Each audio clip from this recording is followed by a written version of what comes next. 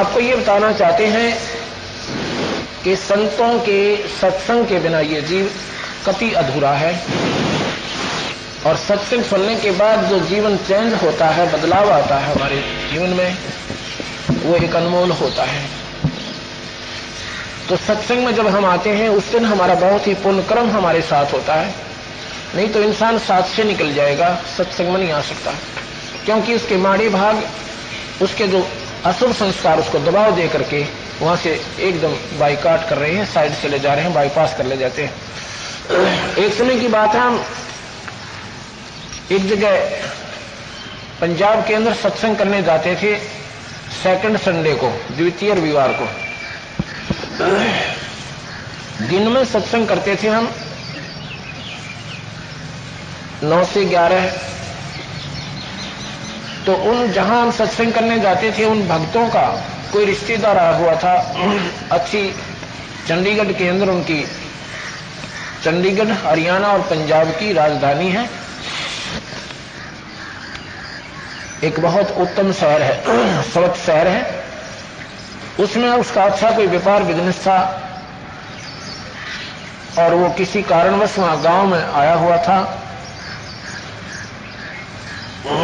वो शुक्र को आया था, शनिवार को रुका। उसने चंडीगढ़ जाना था। फिरोजपुर के पास एक छोटा सा कस्बा है तलवंडी भाई। तो उन्होंने प्रार्थना की उनके रिश्तेदारों ने कि आज आप रुक जाइए, कल सत्संग सुन के जाइएगा। उसने कहा कि मैंने कल जो है बहुत जरूरी काम है, और एक 5-6 लाख रुपए का कांट्रैक्ट है, ऐसी पार्टी आएगी, उससे मैंने 1 बजे का समय दे रखा है। वहां जाना मेरा अति आवश्यक है, नहीं तो सारा काम चौपट हो जाएगा। उन्होंने कहा कि परमात्मा जो चाहेगा वही होगा, क्योंकि जिन्होंने ईश्वर पर विश्वास हो गया वो तो यही बातें कहेंगे, और जो अपने में सियाने हैं, अपनी बुद्धि के अनुसार चल रहे हैं, वो इंसान हमेशा मार खाते हैं। उनको काफी समझाया, कहा, आग्रह किया, पर नहीं माने। प्रार्थना भी की कि नहीं, आप क्या जानो हमारे बिजनेस के बारे में, हमारा जो है सर्वनाश हो जाएगा, ये हो जाएगा। उन्होंने कहा कि कल आप यहां से 11 बजे भी चलोगे, 3 घंटे का रास्ता है, 2 बजे पहुंच जाओगे, टेलीफोन कर देंगे उनको। लेकिन वो जो पाप कर्म था ना, वो दबाव ज्यादा दे रहा था, नहीं रुका। वो वहां से चल दिए। अंबाला एक शहर है हरियाणा का, जो पंजाब के निकलते ही अंबाला की सीमा शुरू हो जाती है हरियाणा की। अंबाला शहर है, जिला है, और वहां जीटी रोड है, ये नेशनल हाईवे। वहां एक ट्रक था बजरी लोडेड, और नीचे उसके जैक लगा रखा था, एक साइड के दोनों जो पहिए थे, जो डबल टायर होता, वो निकाल रखे थे। और वो 4 सदस्य थे प्राणी उस मारुति कार में, 2 बच्चे और 2 नौवे। और मारुति कार उस ट्रक के नीचे 80 से 90 की स्पीड में जा घुसी। वो जैक भी गया, लोडेड ट्रक उस मारुति कार के ऊपर, वहां पर पहचान में भी कोई नहीं आए हुए। अब सिर पर धर ले उन 5 लाख रुपया ने, और ले जाओ उसको ठीने सिर पर धर के, जिसके लिए दिन रात नहीं पड़ा। अगर ये बातें आपके हृदय में घर कर जाएंगी, आप परमात्मा को प्रथम रखोगे। अगर परमात्मा को प्रथम रखता तो वो बला भी टल जाती। कहते संसरण में आनते आई टला बला, और जब मस्तिष्क में सूली होगा कांटे में टल जा। पर हम इन बातों को विचार कम करते हैं, सुनते ज्यादा हैं। सुनते बहुत सत्संग है, पर अमल नहीं करते।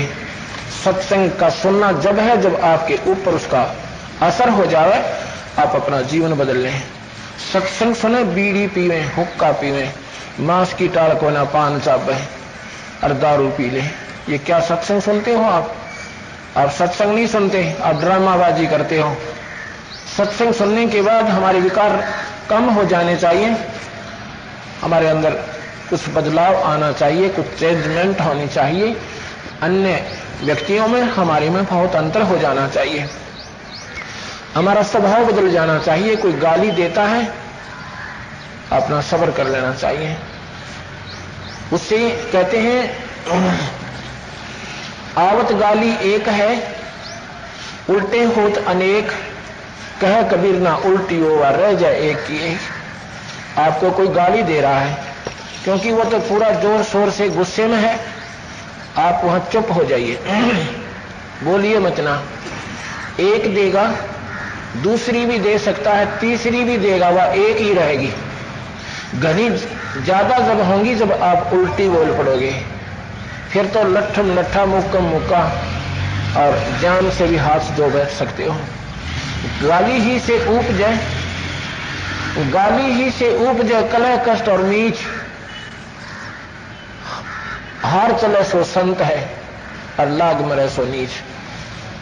गाली तो कलह कष्ट, नीच माने मौत।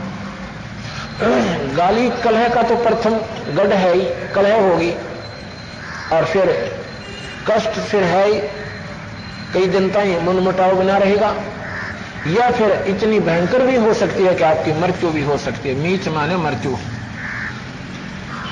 गाली ही से उपचे कलह कष्ट और मीच, हार चले सो संत है। हार गया ना वो संत है, और लाज मरे सो नीच। अब लड़ाई करके तो ना कौरव जीत पाए ना पांडव जीत पाए। आप यहां कहोगे कि कौरव तो हार गए, पांडव जीत गए थे, कुछ नहीं जीता पांडवों ने। कुछ दिनों के बाद हिमालय में जाकर गलकर मर गए और छोड़ गए सारे राज्य को, और किए हुए पापों की गठड़ी अपने सिर पर धर ले गए, अनर्थ को प्राप्त हुए, नरक को प्राप्त हुए। यहां पर हार जाना संत का प्रथम लक्षण होते हैं। तो ये ज्ञान आपको सत्संग से शुरू होगा। अब कहते हैं जो तो को काटा बोए और वाह को बो तू फूल, तो है फूल के फूल है, वाह को है त्रिशूल। ये आप विचार करके, हम इनको अपने जीवन में ढालते नहीं, सुनते सुनते।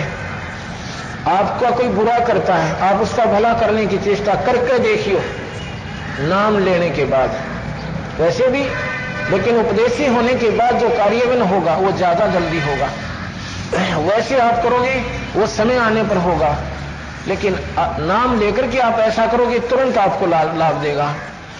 कहते हैं जो तो को काटा बोए उसको बो तू फूल, और तोहे फूल के फूल है, उसने है त्रिशूल।